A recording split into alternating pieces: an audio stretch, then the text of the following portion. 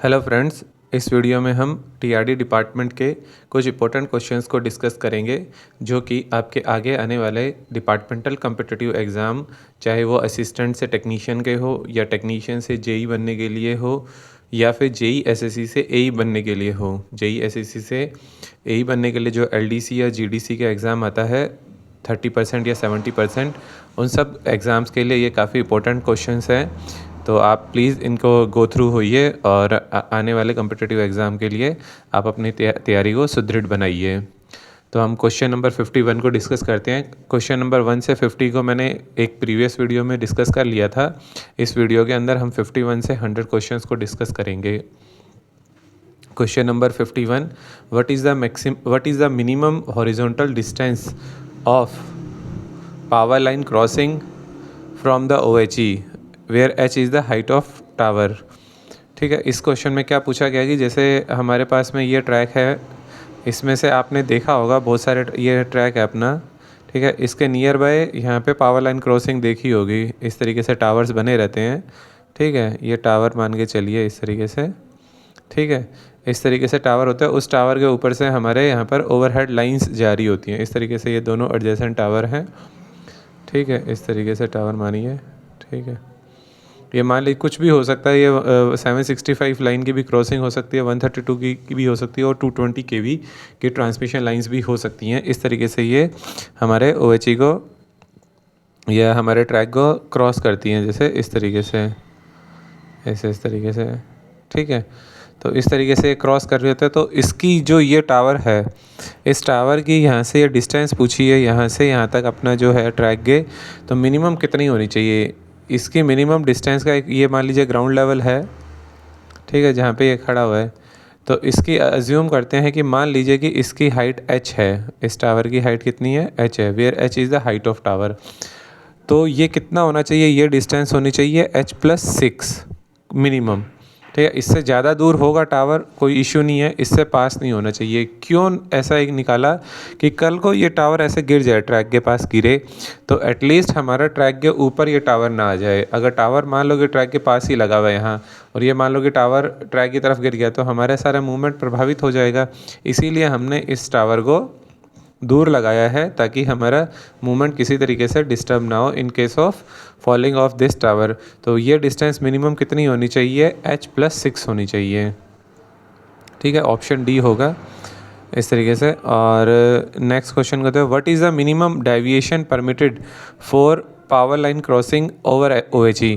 अब इसमें ये मिनिमम डेविएशन नहीं है, इसको मैक्सिमम डेविएशन रखिए कि मैक्सिमम डेविएशन कितना परमिटेड है पावर लाइन क्रॉसिंग का अपने OHE के। जनरली क्या रहना चाहिए, जैसे ये मान लीजिए कि आपकी OHE है, ये कॉन्टैक्ट, आप इसको टॉप व्यू मानिए कि ये अपना OHE है, स्ट्रेट जा रही है। ठीक है, अब यहाँ से ये पावर लाइन क्रॉसिंग है, तो पावर लाइन क्रॉसिंग हमेशा 90 डिग्री पर होनी चाहिए।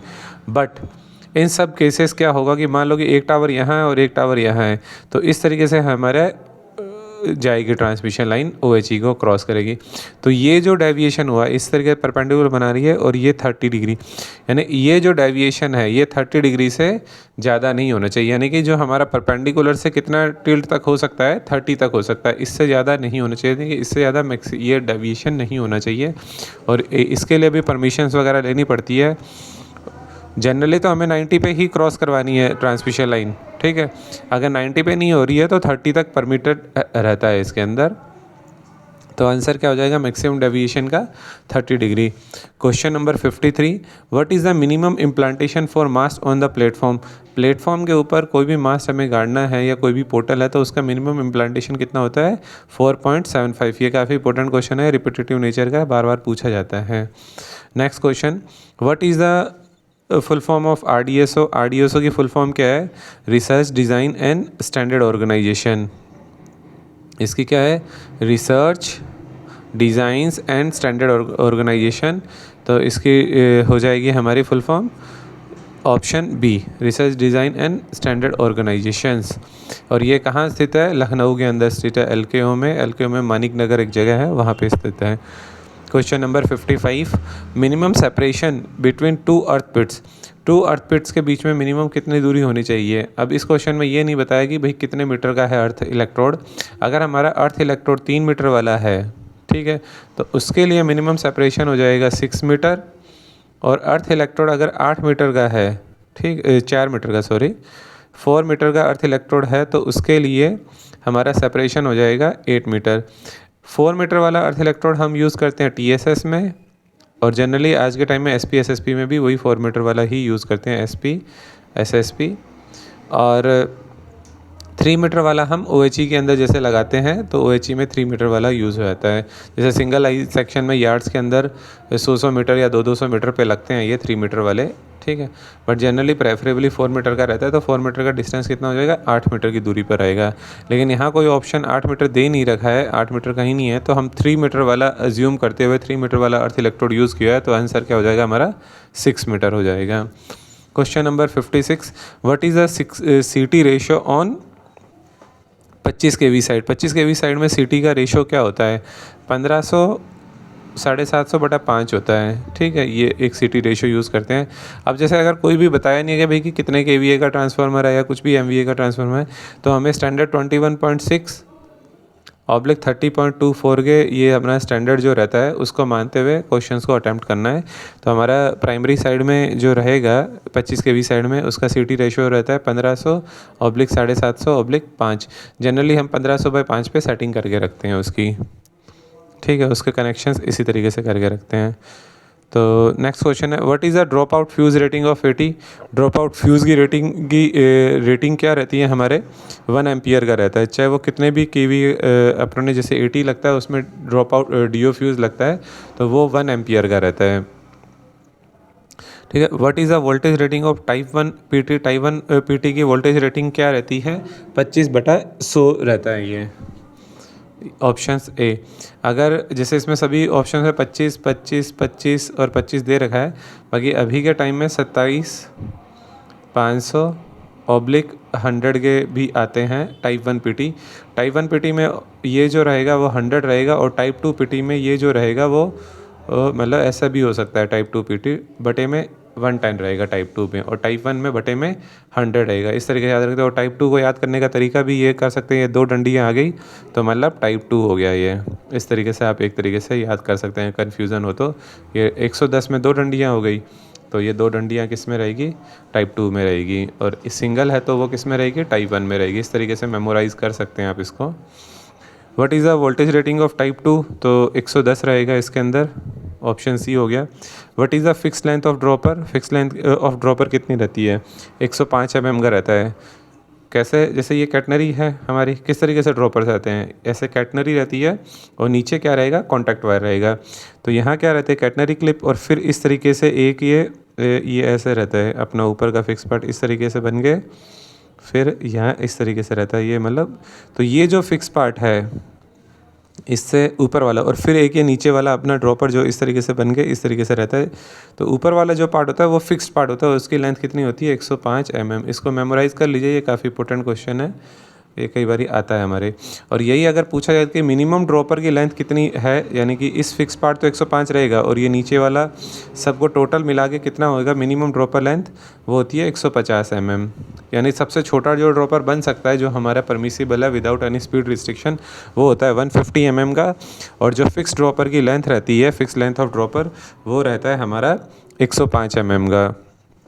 Question number 61, what is the tension to be maintain for the tramway type OHE। Tramway type OHE में कितना टेंशन मेंटेन करना होता है, 1250 kg, ठीक है। 1250 kg हमारा ट्राइमवे टाइप OHE के अंदर टेंशन मेंटेन करते हैं हम। What is the authority for the tower car to enter into block section and return to the same station. तो इसके लिए अथॉरिटी क्या रहती है, T1708 रहती है कि मतलब आपको ब्लॉक सेक्शन में जाना है और उसी स्टेशन पे वापस से क्लियर कर देना है। What is the minimum overlapping span in UIOL। Overlapping span कितना होना चाहिए, what is the minimum overlapping span in UIOL। अब UIOL के केस में कितना होना चाहिए, UIOL के केस में रहता है ये 54 54 रहेगा ये UIL के केस में, और यही IOL के केस में रहे। अगर IOL में पूछा जाता है, हाँ IOL में 58.5 रहता है। ठीक है, मिनिमम ओवरलैपिंग स्पैन कितना रहेगा IOL के केस में 58, यानी कि ये मान के चलिए कि यानी कि 3 स्पैन ओवरलैप है। सपोज के 3 स्पैन आपका IOL बनाया, तो जो सेंटर स्पैन रहेगा यहाँ, ये जैसे ये और ये डबल कैंटिलीवर हो गए, और ये मान लो यहाँ टर्मिनेट हो रहा है इस तरीके से, और इस तरीके से एक OH हो गई, एक आगे चली गई, और एक इस तरीके से ये इन रन वाली हो गई इधर। ठीक है, तो ये जो गैप रहेगा, ये यहाँ पे टर्मिनेशन हो गया, एक यहाँ पे ये टर्मिनेशन हो गया, इस तरीके से पकड़ेंगे, तो ये जो स्पैन है IOL के केस में कितना होएगा 58.5 रहेगा मिनिमम। ठीक है, और यही UIL का केस रहेगा तो ये मिनिमम कितना होना चाहिए 54 रहना चाहिए। और इस तरीके से ये मिनिमम रखने का ये है कि ताकि हमारी स्वैपिंग सही हो पाए। अगर इससे छोटा बनाएंगे तो जो हमारा स्वैपिंग जोन रहता है मिनिमम 2 मीटर का, वो अचीव कर पाना बहुत मुश्किल है। ठीक है, आई होप ये क्लियर हो गया होगा। Next question 65, what is a competency given for the PSI supervisor. PSI supervisor को कौन सी कॉम्पिटेंसी दी जाती है? तो इसको याद करने का देखो, ये आप ऐसा करिए, इसको शॉर्ट में बताता हूँ मैं। TR1, TR2, TR3, 4, 5, 6, 7, 8, 9, देखो क्लियरली फटाफट। TR1 जो हमारे असिस्टेंट रहता है, असिस्टेंट, ठीक है, असिस्टेंट OHE, ठीक है, सबसे जो लोवेस्ट पोस्ट है लेवल 1 का जो होता है आदमी, वो असिस्टेंट OHE हुआ। ठीक है, फिर उसके बाद में कौन आता है अपना टेक्नीशियन, तो टेक्नीशियन को दे देंगे हम OHE TR2। ठीक है, TR2 किसको मिलेगी, टेक्नीशियन OHE को मिलेगी। TR3 मिलेगी सुपरवाइज़र को, सुपरवाइज़र OHE को। TR4 हमारा यहाँ पर आ जाएगा टावर वैगन का लोको पायलट जो होता है, टावर वैगन ड्राइवर। ठीक है, टावर वैगन ड्राइवर को मिलेगी TR4। TR5 अब OHE का काम हो गया, ये तीनों OHE के मिल गए, और TR4 अपने को याद रहता ही है। TR5 फिर रहेगी वापस से असिस्टेंट PSI। ठीक है, फिर 6 रहेगी, हाँ ये रहेगी हमारे 6 रहेगी टेक्नीशियन PSI। 7 रहेगी सुपरवाइज़र PSI। 8 रहेगी रिले। 9 रहेगी हमारी RC। इसमें थोड़ा सा कहीं मिस्टेक लग रही है मुझे, एक सेकंड रुकें।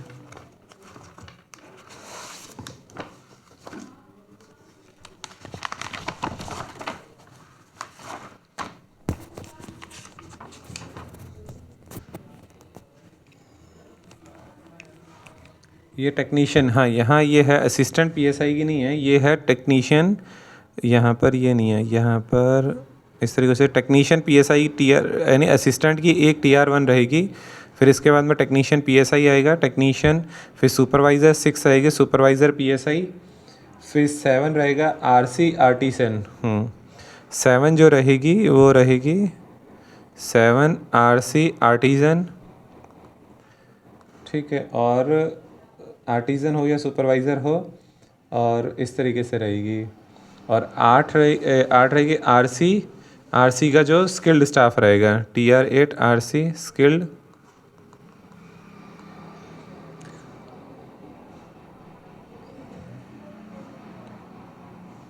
और 9 रहेगी सुपरवाइज़र, 9 रहेगी सुपरवाइज़र को।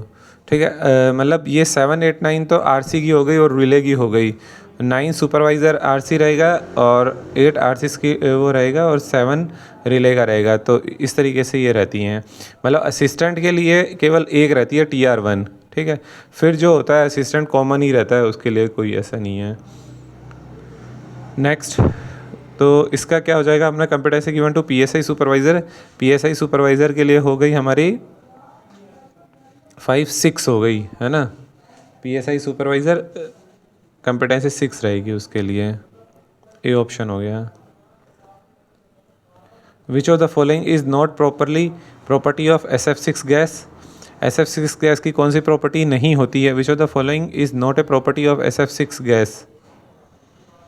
High BDV, flammable, non toxic, not a property. और गुड आर्क क्वेंचिंग प्रॉपर्टी है, तभी हमने उसको SF6 टाइप के सर्किट ब्रेकर में यूज़ किया है, तो गुड आर्क क्वेंचिंग प्रॉपर्टी तो है ही।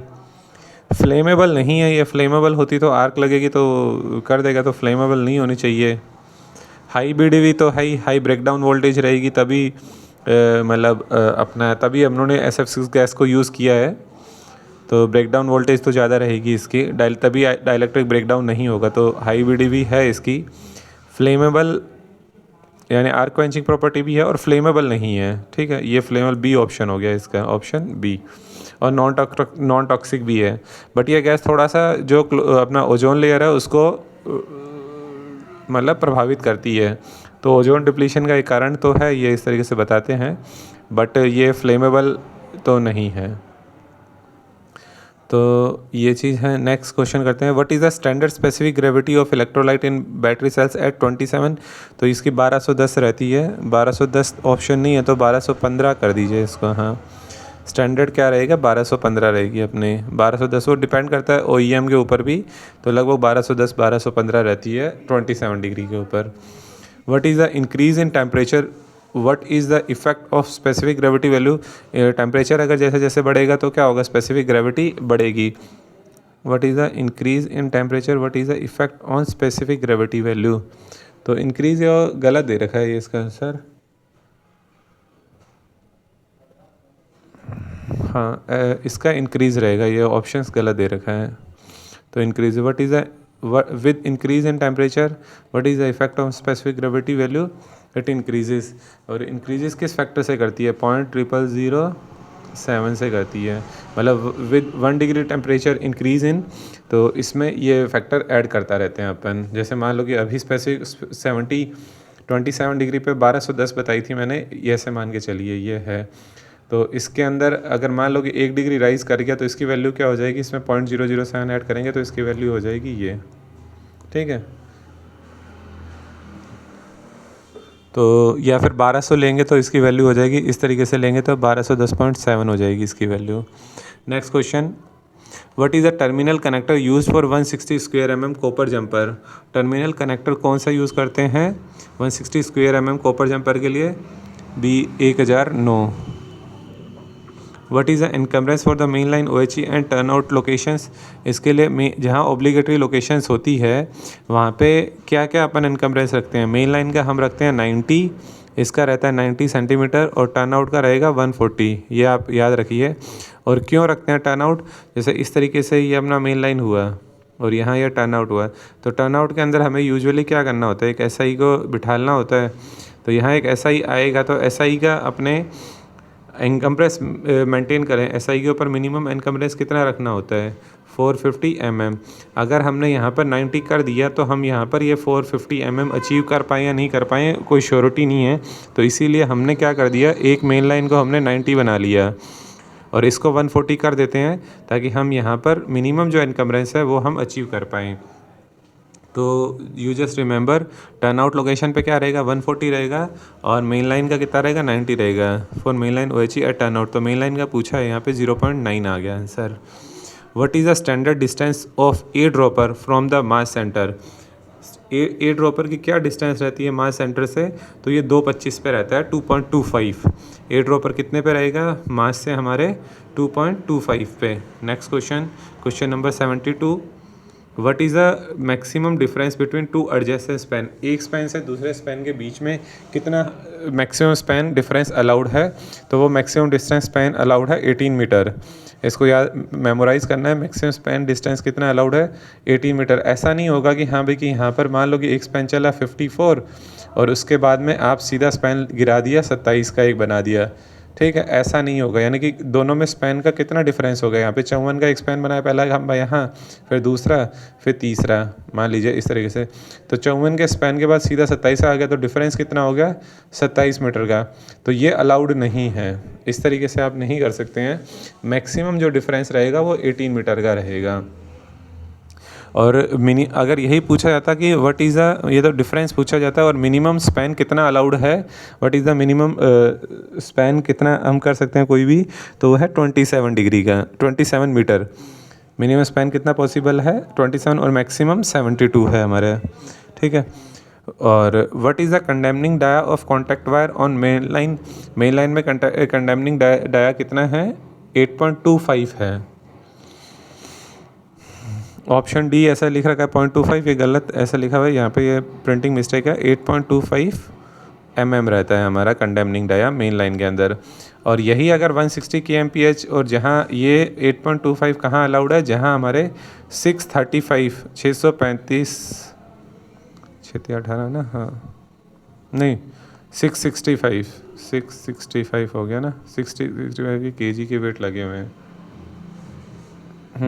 665 kg अगर यहाँ काउंटर वेट है वहाँ तो हमारा 8.25 है। अगर हमारा काउंटर वेट बढ़ गए हैं, जैसे जहाँ हमारे हाई टेंशन है, जैसे कुछ सेक्शन में 735 kg के वेट हैं या कुछ में 800 kg के भी वेट हैं, ठीक है काउंटर वेट, तो उस सेक्शन के अंदर हमें जो मतलब कंडेमनिंग डाया अभी जो नई गाइडलाइंस है उसके अकॉर्डिंग 8.42 mm है जहाँ हायर वेट है। तो 8.25 हम यार्ड में मान के चलते हैं मेन लाइन में, तो इसका आंसर ये रह गया। Next question number 74, what is the dia of contact wire. Dia कितना होता है कॉन्टैक्ट वायर का, ये होता है 12-24। और ये कौन से वाले कॉन्टैक्ट वायर का हुआ, जो हमारा स्टैंडर्ड है 107 स्क्वायर mm, ठीक है। क्योंकि अभी कॉन्टैक्ट वायर 150 स्क्वायर mm के भी होते हैं और उससे ज़्यादा का भी होता है। तो जनरल जब हमसे पूछा जाता है तो हम स्टैंडर्ड 107 स्क्वायर mm का मान के या 65 स्क्वायर mm की कैटनरी मान के क्वेश्चंस को सॉल्व करते हैं। What is the dia of catenary wire. Catenary wire का डाया कितना होता है 1054 होता है, ठीक है 10.54। Next question,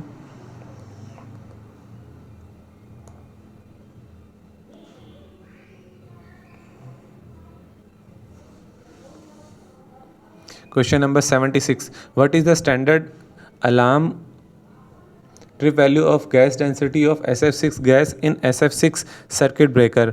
SF6 circuit breaker में क्या क्या वैल्यू होती है जिस पे अलार्म देगा, तो स्टैंडर्ड जो वैल्यू होती है वो होती है 7 kg, ठीक है। और इसमें अलार्म दे रखा है अपना ट्रिप अलार्म है 6.2 और ट्रिप वैल्यू है 6, तो ठीक है यही अपना मोस्ट अप्रोप्रिएट है। जैसे कुछ जगह जैसे ये उसका OEM क्या है उस पर भी डिपेंड करता है, जनरली यही ही रहती है, बट कुछ केसेस में ऐसा भी होता है 7.0 उसकी स्टैंडर्ड वैल्यू है, 6.5 पे अलार्म है और ट्रिपिंग है 6 पे।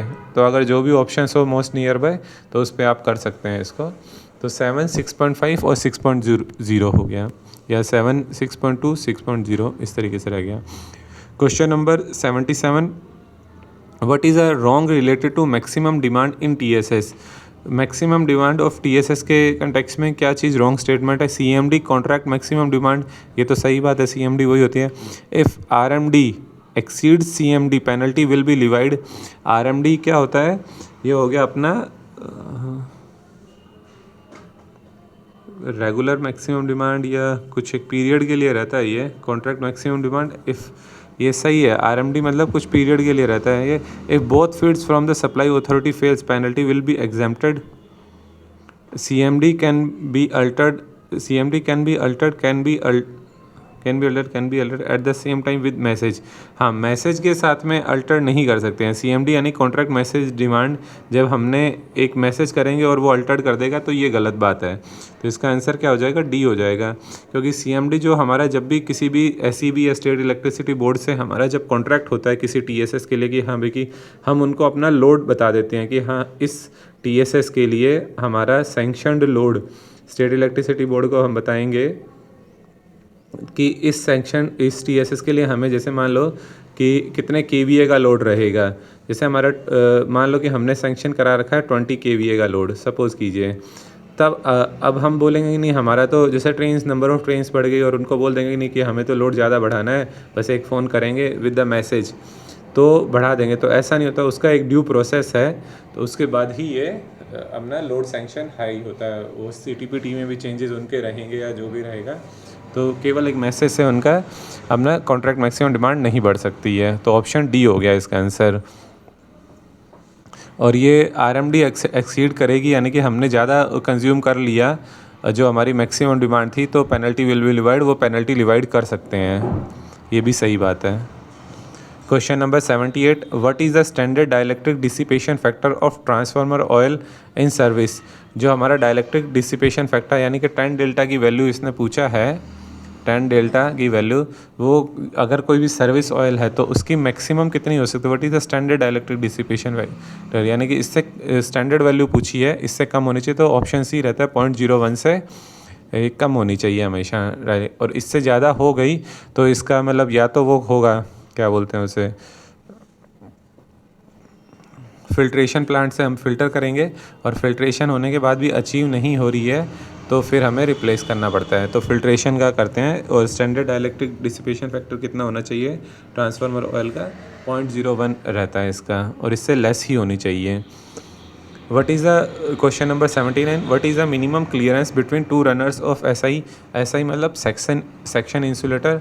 सेक्शन इंसुलेटर कैसा था, इस तरीके से ये हमारा हो गया, ये नोज़ हो गया, और इस तरीके से ये दो रनर हो गए, और यहाँ पर जैसे मान लीजिए इस तरीके से कॉन्टैक्ट वायर है, तो ये जो रनर के अंदर से अंदर का जो डिस्टेंस है, ठीक है, ये कितना होता है, अपना स्टैंडर्ड वैल्यू क्या है इसकी है 46 mm,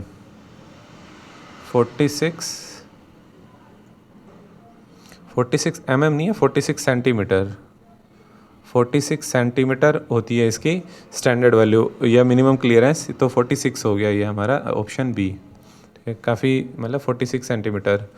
question number 80, what is the maximum wear and condemning dia of glass fibre insulated rod in earther flory type PTF to rotate it by 72। Maximum wear पूछा गया है इसमें कि कितना वियर होने के बाद में हमें उसको रोटेट कर देना होता है। In condemning dia of glass wear insulating rod in earther फ्लेरी, तो 13 mm के बाद में उसको रोटेट कर देना चाहिए, और जो कंडेमनिंग डाया है वो 22 mm का है।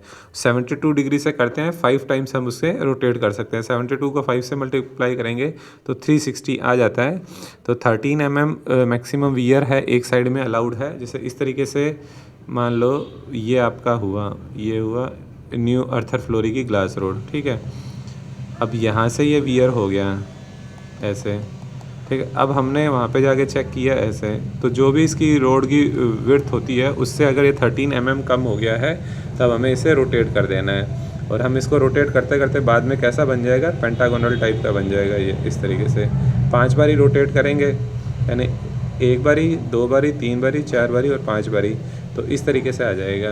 तो अब बाद में कितना आ जाएगा, मैक्सिमम वियर हो गए, तो मैक्सिमम वियर अलाउड है 22, यहाँ से यहाँ तक का कितना अलाउड है मैक्सिमम वियर 22, इस तरीके से इसमें बताया है। Question number 81, what is the minimum span length of OHE। Minimum span length कितना होता है OHE का, 27। ये इसका आंसर गलत दे रखा है। What is the minimum span length OHE, answer क्या होता है 27, 18 नहीं रहता, 18 तो डिफरेंस रहता है, मिनिमम स्पैन लेंथ है 27। Question number 82, what is the material of catenary wire. Catenary wire का क्या रहता है, इसमें कैडमियम कॉपर रहता है, स्टैंडर्ड कैडमियम कॉपर रहता है ये। और कैडमियम की इम्प्योरिटीज़ क्यों कैटनरी वायर में यूज़ करते हैं, to increase the tensile strength. Cadmium impurity करने से क्या होगा, इसकी कंडक्टिविटी तो डिक्रीज़ हो गई थोड़ी सी कंडक्टिविटी, बट इसकी स्ट्रेंथ जो होती है, हमें स्ट्रेंथ ज़्यादा चाहिए तो स्ट्रेंथ इसकी इंक्रीज़ हो जाती है कैडमियम इम्प्योरिटीज़ ऐड करने से। Question number 83, what is the maximum contact stagger on the tangent track. Maximum contact stagger कितना रख सकते हैं टेंजेंट ट्रैक में, तो 200 mm रख सकते हैं हम मैक्सिमम, ठीक है। What is the maximum contact stagger on curve. Curve के ऊपर मैक्सिमम कितना रख सकते हैं, 300 रख सकते हैं। What is the maximum relative stagger of OHE। Maximum relative stagger कितना होना चाहिए, 200 mm, ठीक है। 200 mm कैसे हो गया, इन केस कभी कभार हमें 0 स्ट्राइगर मेंटेन करना होता है और उसके बाद में 200 बनेगा, तो रिलेटिव मतलब ये मान के चलिए यहाँ पे 0 है और फिर यहाँ पर ये 200 + 200 या -200 कोई भी स्ट्राइगर आया, तो ये स्ट्राइगर का और इस स्ट्राइगर का जो डिफरेंस रहेगा, यानी मान लीजिए इसकी लोकेशन है 20/1, इसका है लोकेशन 20/2, तो 20/2 और 20/1 का जो डिफरेंस रहा स्ट्राइगर का, तो वो मैक्सिमम कितना होगा, 200 mm तक परमिटेड है। What is the tension of contact wire. Tension contact wire में कितनी रहती है, अगर हमारा वही 665 वाला काउंटर वेट रहेगा तो उसकी टेंशन रेट कितनी रहेगी, 1000 kg रहता है standard. What is the maximum stagger for main line OHE at turnout. Turnout के ऊपर कितना रहेगा मेन लाइन का स्ट्राइगर, 200 रहेगा, ठीक है। What is the maximum stagger of turnout OHE at turnout. Turnout का कितना मैक्सिमम स्टैगर रहेगा? टर्नआउट का स्टैगर मैक्सिमम 300 रख सकते हैं। इसमें गलत दिया 250, आंसर 300 होता है। मैक्सिमम हम 300 रख सकते हैं, 300 स्टैगर अलाउड है टर्नआउट का ऑब्लिगेटरी लोकेशन पे। What is the PG clamp used for CNF jumper? CNF jumper के लिए कौन सी PG 1041-2 चाहिए होती है? क्वेश्चन नंबर 90, what is the PG clamp used for 105 square mm G jumper? 105 square mm के लिए 1031-2 चाहिए होती है, और 160 स्क्वायर mm का अगर यही जी जंपर लगाना है तो 1031-3 चाहिएगी हमें।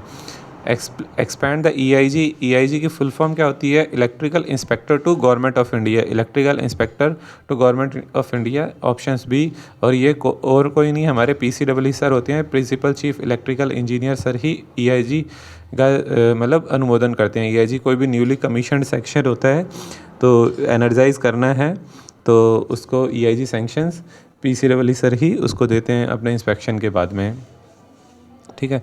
Question number 93, what is the true regarding overload capacity of transformer? Overload capacity क्या है? Overload capacity of the transformer के बारे में 50% ओवरलोड फॉर 15 मिनट, ये बात तो सही है कि हाँ भाई कि हम कर सकते हैं 15%, ये तो सही है। 100% ओवरलोड, ये भी सही है। तो both A and B are correct हो गया।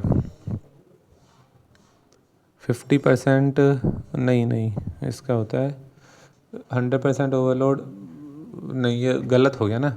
100% ओवरलोड करते हैं हम, देखो इसके लिए रहता है 100 अपन, जैसे मान लीजिए 21.6 MVA का ट्रांसफार्मर है तो 50% ओवरलोड करते हैं हम उसे 15 मिनट के लिए, और 100% ओवरलोड करेंगे 5 मिनट के लिए। सही तो है, both A and B are correct. ये गलत दे रखा है ऑप्शंस। 100% ओवरलोड हम 5 मिनट के लिए अलाउड है, ठीक है, और 50% ओवरलोड 15 मिनट के लिए अलाउड है। सही है ये, both A and B are correct. Question number 94, how many BMs are there in SP? अगर अब इसमें ये नहीं पूछा कि भाई कितने डबल लाइन का सेक्शन है कुछ भी, और डबल लाइन सेक्शन को मानते हुए करेंगे तो SP में कितने BM होते हैं? 4 BM होते हैं, 2 पैरेललिंग 2 ब्रिजिंग, और ठीक है तो इसलिए 4 हो गए। What is the maximum distance between 2 earth rods to work on OHE? Maximum distance कितना होता है? 1 किलोमीटर तक अलाउड होता है, यानी कि 1000 मीटर, यानी कि यहाँ एक है तो उसके बाद में अगर आगे काम करना है तो यही 2 डिस्टेंस के बीच में हमें कार्य करना होता है 2 अर्थ इलेक्ट्रोड के, यानी कि 1000 मीटर तक अलाउड रहता है ये। What is the value 1.6 in 1.6/2.6 ton capacity of tirfor? अच्छा, इसमें ये पूछा है कि पुलिंग कैपेसिटी क्या है। इसमें इस तरीके से टर्फर पे लिखा रहता है 1.6/2.6 टन कैपेसिटी ऑफ टर्फर, तो वैल्यू क्या रहेगी? 1.6 रहती है पुलिंग, नहीं 1.6 है लिफ्टिंग।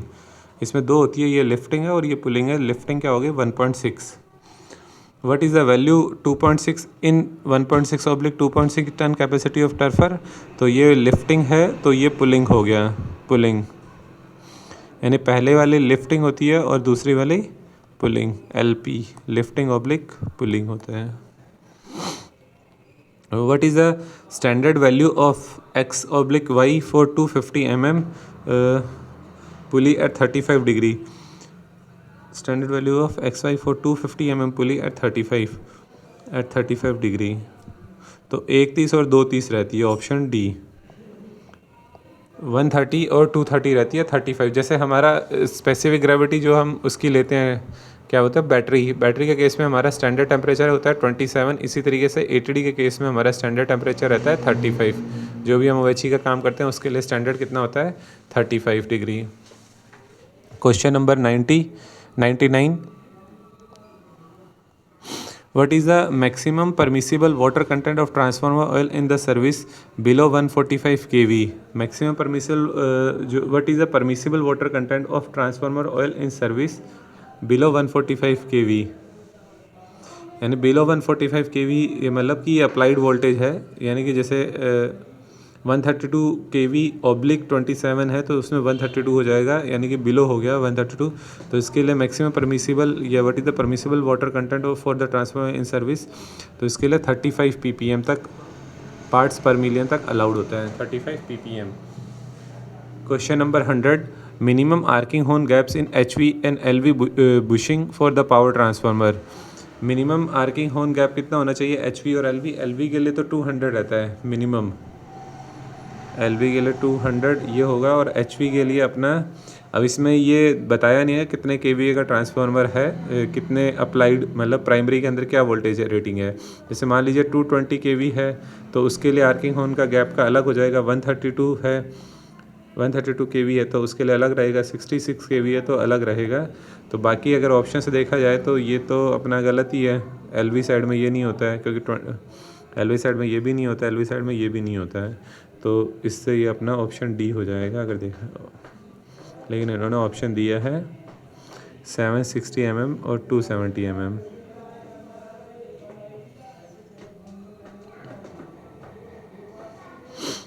इस क्वेश्चन को हम नेक्स्ट वीडियो में डिस्कस कर लेंगे।